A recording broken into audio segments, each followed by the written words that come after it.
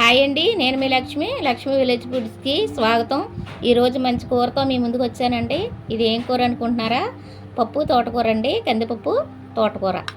చాలా అంటే చాలా బాగుందండి. ఇదైతే మాత్రం మీకు ఒకసారి చేసుకుంటే దీన్ని ఎలా చేసుకోవాలో ఏంటి అనేది, దీని రుచి ఏంటి అనేది మీకు తెలుస్తుంది.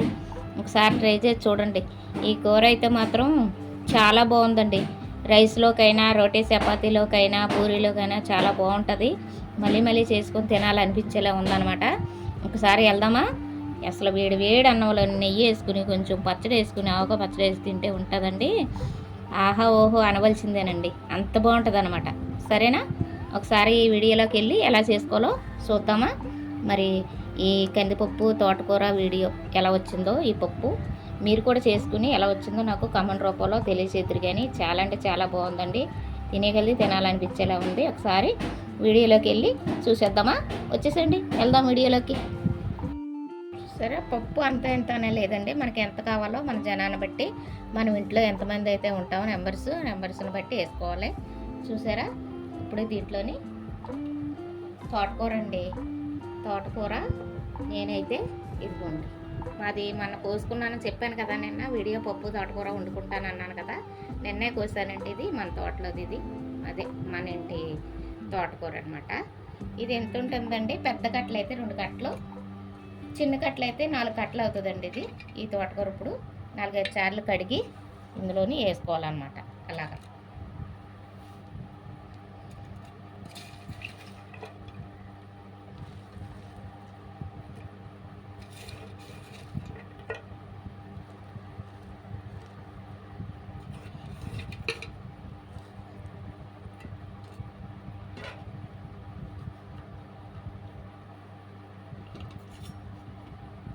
దీంట్లోనే ఒక టమాటా అండి, పెద్ద టమాటా ఒకటి ఇలా ముక్కలు కోసుకుని వేసుకోవాలన్నమాట.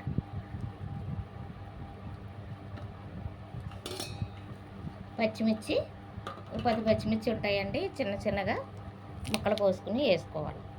ఇలా ఇరుసుకుని వేసుకుంటే బాగుంటాయి అన్నమాట. ఇందులో అయితే మనం కారం వేయమండి, ఉప్పు పసుపు వేస్తాము. కారం కావాలనుకుంటే తర్వాత చూసుకుని వేసుకోవాలండి కారం. సరేనా?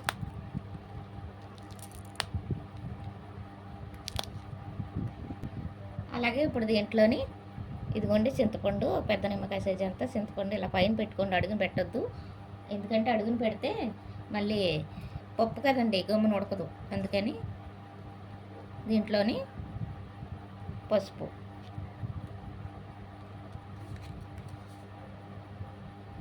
సాల్ట్ చూసుకుని తర్వాత వేసుకుందామండి. 2 స్పూన్లు వేసాను, సరిపోతుంది.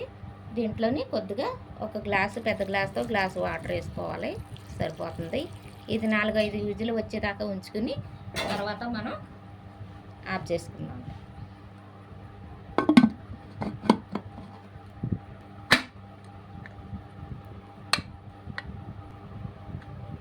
ఇప్పుడు దీన్ని మనం పొయ్యి మీద పెట్టుకుందామంటే ఒక 5-6 విజిల్ వచ్చాక కదా కట్టుకుందాం.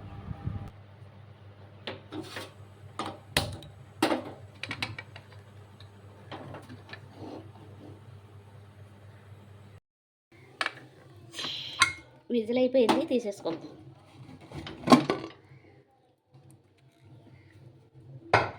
ఇలా వచ్చింది, సరే ఇలా వచ్చిందనమాట. ఇప్పుడు దీన్ని మెద్దుకుందాము, పప్పు గుత్తుతోటి మెద్దేసుకుందాం. పచ్చిమిరకాయలు, చింతపండు, తోటకూర, పప్పు 3 కూడా ఇలాగా మెత్తగా మెద్దేసుకోవాలన్నమాట. అయిపోయిందండి, చూసారా? ఇలాగా మెద్దేసుకోవాలన్నమాట. సరిపోతుంది. ఇలాగా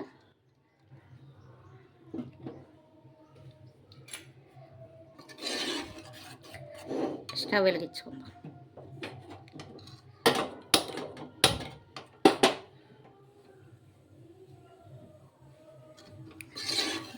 దీంట్లోని ఏం పడుతుందో, ఇది మనకి చిక్కగా కావాలా పలచగా కావాలా చూసుకుని వేసుకోండి. కొంతమంది అయితే గట్టిగా తింటారు, కొంతమంది అయితే చిక్కగా ఇలాగా పలచగా ఉండేలాగా చేసుకుంటారనమాట. నాకు ఇలాగే ఇష్టం, కొంచెం జారుగా ఉండేలాగా. ఇలాగా బాగుంటుంది అనమాట. దీంట్లోనప్పుడు ఏం సరిపోయిందో చూసుకుందాం. ఉప్పు కారం, అది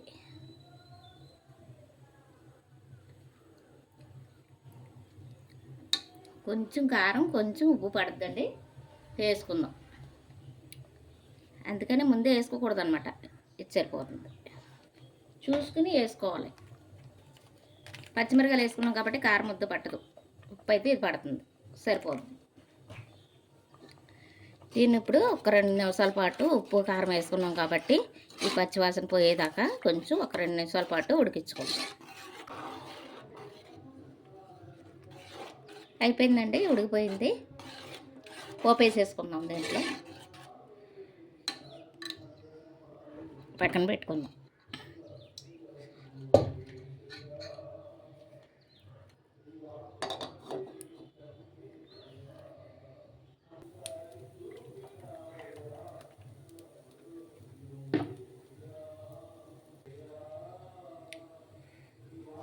ఒక స్పూను ఆవాలు, ఒక స్పూను జీలకర్ర, అలాగే ఒక 5-6 వెల్లుల్లి రెమ్మలు.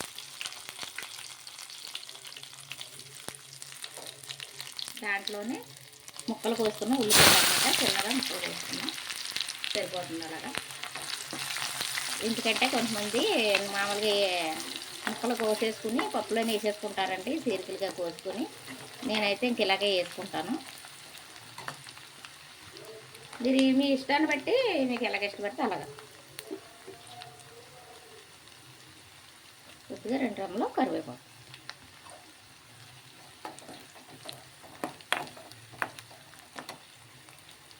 అలాగే దాంట్లోనే ఒక 3 ఎండుమిర్చి,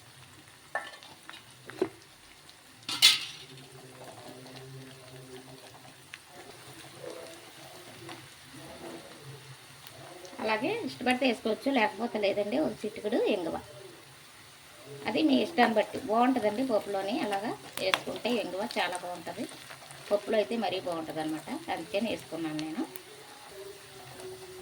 అయిపోయిందండి, పోపు వేసేసుకుందాం. స్టవ్ ఆఫ్ చేసేసుకుందాం.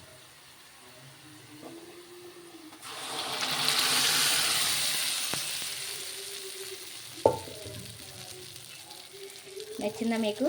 చూసారా ఎంత బాగుందో పప్పు తోటకూర రెడీ అయిపోయిందండి.